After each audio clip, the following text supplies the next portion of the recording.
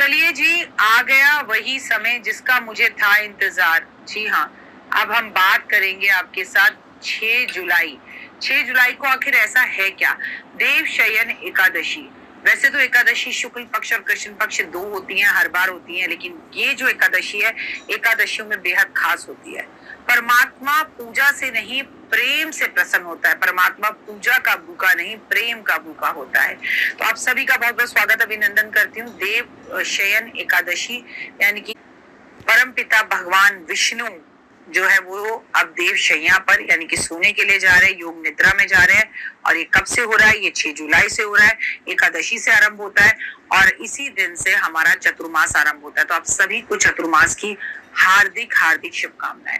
हिंदू धर्म में एकादशी तिथि का विशेष महत्व होता है और ये तिथि भगवान विष्णु को समर्पित है। वहीं आपको बता दूं कि साल 2025 के अंदर जो एकादशी है वो 6 जुलाई की है। वैसे साल में टोटल 24 एकादशियां होती है, जिसमें एक कृष्ण पक्ष और एक शुक्ल पक्ष में आती है। मान्यता है कि इस दिन भगवान विष्णु क्षीर सागर में 4 महीने के लिए शयन करने जाते हैं, जिसे देव शयन एकादशी कहते हैं, जिस कारण शादी, विवाह, गृह प्रवेश, नकारात्मक नामकरण संस्कार, मुंडन संस्कार जैसे शुभ कार्य रोके जा सकते हैं। वहीं देव उठावन एकादशी से मांगलिक कार्यक्रमों की शुरुआत शुरू हो जाती है, जब भगवान देव उठावनी एकादशी पर सोकर उठते हैं। तो मैं आपको बता दूं, आइए जानते हैं कब सो रहे हैं भगवान, कब उठ रहे हैं। तो देव शयन एकादशी वैदिक पंचांगों के अनुसार 5 जुलाई शाम को 6:48 पर आषाढ़ मास की शुक्ल पक्ष की तिथि पर शुरू हो जाएगी 5 जुलाई को। लेकिन हम उदया तिथि से मनाएंगे तो हम व्रत रखेंगे 6 जुलाई को, और 6 जुलाई वाले दिन हमें व्रत रखना है। देव शयन एकादशी मानी जाएगी जिस दिन भगवान विष्णु सोने के लिए जा रहे। देव शयन एकादशी धार्मिक महत्व। देव शयन एकादशी का व्रत रखकर भगवान विष्णु की पूजा आराधना करने से सुख समृद्धि की प्राप्ति होती है, साथ ही सभी मनोकामनाओं की पूर्ति होती है। वहीं साथ में इस व्रत को रखने से अंत समय में मोक्ष की प्राप्ति होती है। इसके साथ ही आरोग्यता, धन धान्य की प्राप्ति भी होती है। कहा जाता है कि इस दिन भगवान विष्णु की पूजा करने से आपके अचानक से किए हुए अनजाने पापों से भी आपको मुक्ति मिलती है। देव शयन एकादशी पर इन बातों का खास ध्यान रखें। देव शयन एकादशी के दिन ब्रह्म मुहूर्त में स्नान आदि कर स्वच्छ जो है वस्त्र वो धारण करें, पीले धारण करें, ऑरेंज धारण करें तो बहुत ही अच्छा। इसके बाद भगवान विष्णु और माता लक्ष्मी की नियमित व्रत की संकल्प ले। वो जरूरी नहीं है कि आप संकल्प लें हर बार, अगर आप एक बार ले चुके हैं तो लेने की जरूरत नहीं है, लेकिन अगर आप पहली बार व्रत रख रहे हैं तो लेने की जरूरत है। घर के मंदिर में दीप जलाएं, फिर भगवान विष्णु को गंगा जल से अभिषेक करें। इसके बाद पुष्प हो गए, तुलसी हो गई, जल अर्पित करें और विधि विधान के साथ भगवान विष्णु और लक्ष्मी की पूजा आराधना करनी चाहिए। अंत में ओम जय जगदीश हरे आरती भी करनी चाहिए। इसके बाद विशेष ध्यान रखें, भगवान का भोग में आपको जो भी चीजें अर्पण करनी है वो एकदम फल फूल हो तो बहुत ही अच्छी बात है, या फिर वो पूरी तरह से सात्विक भोजन होना चाहिए।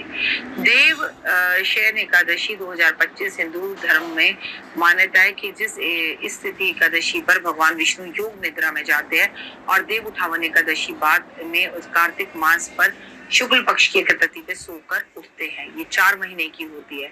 इसे प्रबोधनी एकादशी भी कहते हैं। पंचांग के अनुसार एकादशी जो है बेहद खास है और आपकी हर मनोकामनाओं को पूर्ण करने वाली है। जब तक प्रभु योग निद्रा में रहेंगे, भूल कर भी कोई गलत कार्य ना करें। 4 महीने ये काम बंद होते हैं। इन 4 महीने में जैसे कि मैं आपको बता दूं कौन कौन सा महीना, सबसे पहले सावन आएगा और फिर उसके बाद भाद्रपद आएगा, अश्विन आएगा, कार्तिक आएगा।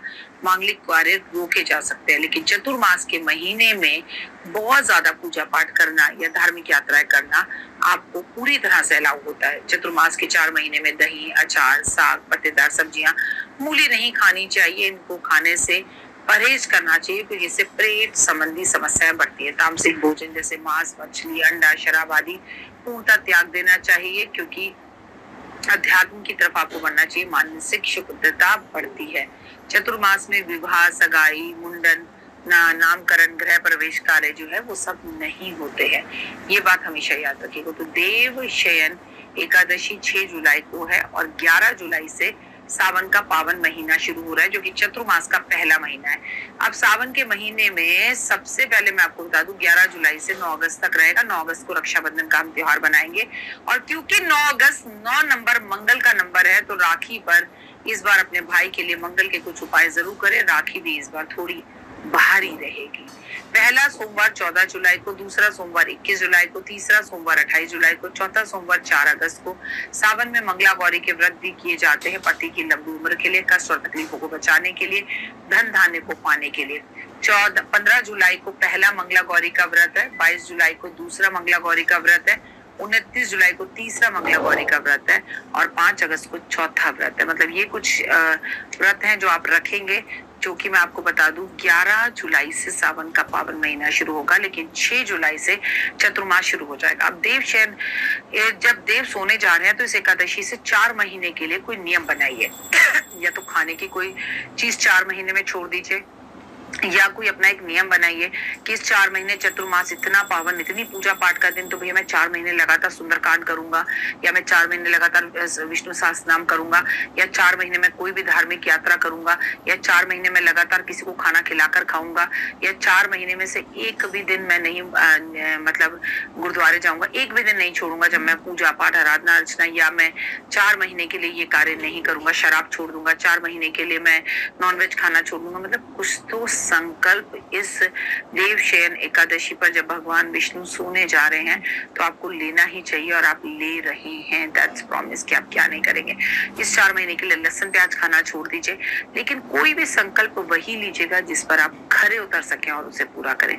फिलहाल चैनल को लाइक, सब्सक्राइब, शेयर जरूर करें। नमस्कार, जय माता दी।